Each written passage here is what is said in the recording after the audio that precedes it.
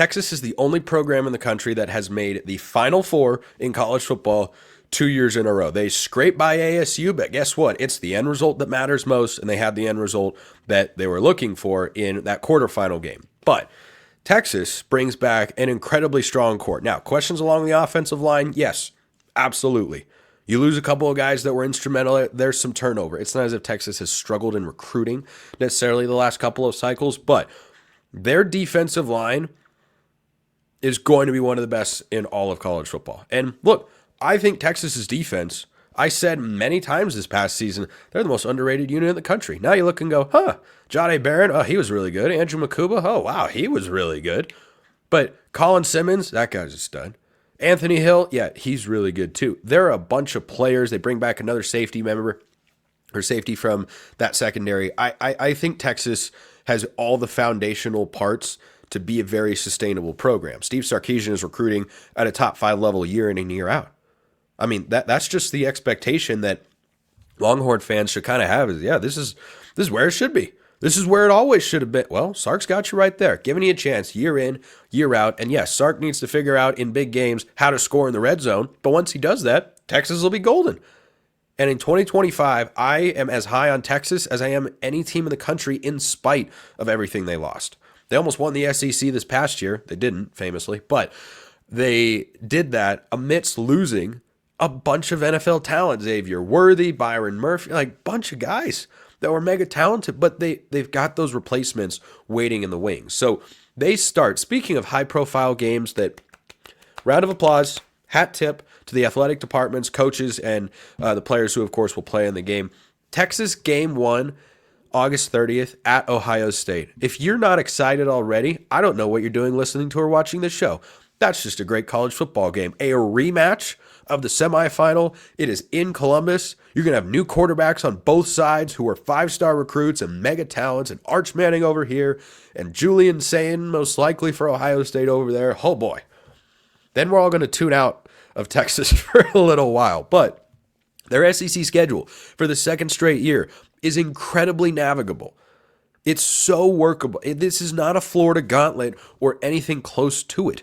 So the roster combined with the schedule makes me go, I struggle to see how Texas falls off. Like, what does it look like? Arch Manning getting hurt?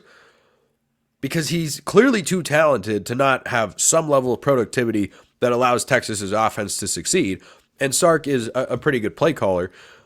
But man, the SEC schedule they've got feels like they got to capitalize on this. This is their second year in the conference. And I tell you what, it's not going to be like this forever. Eventually, you will get a Florida-type schedule. And speaking of that, they begin in the swamp against the Gators. That's an interesting matchup because you've got Arch Manning on one side, who is a less-known commodity, than DJ Lagway on the other. I mean, DJ Lagway was phenomenal for Florida when healthy a year ago. I didn't even think they'd make a bowl game. Oh, what do you know? They won 8 games. That included a bowl game victory, but guess what? That counts because some of us, like me, still enjoy bowl season. So they go at Florida before they host Oklahoma. Now, Oklahoma's got a new offensive coordinator. They've got a new quarterback. Texas has got a new quarterback, but not a new offensive coordinator. Sark is still right there.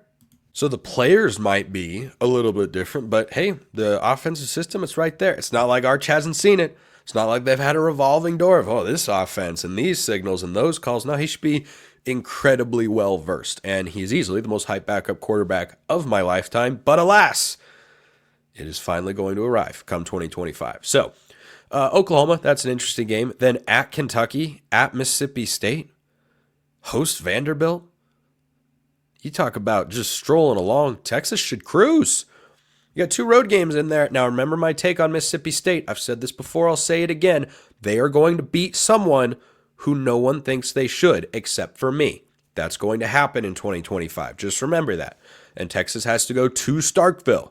The cowbells will be out and about. So just maybe put that one away in the old memory banks for a moment. Vanderbilt, then they go at Georgia. It didn't go well when Georgia came to Austin a season ago.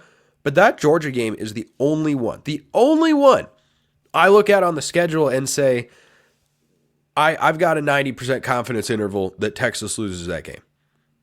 That's it. They end with Arkansas and Texas A&M. Both of those games are at home. Gosh, I love that Texas A&M is right there in rivalry week. That's just one. That game this past year, the environment, how it all played out, it was just chef's kiss. That is college football lore at its finest, truly. I am so happy. Not that other conferences took a hit in realignment, but I am so happy that realignment has brought us Texas and Texas A&M. That rivalry has never gone away. The game just went away. But the vitriol between those two fan bases, it didn't go anywhere. Did not go anywhere whatsoever. So that schedule for Texas, once again, is really, really favorable. You got your final 2 games of the year at home.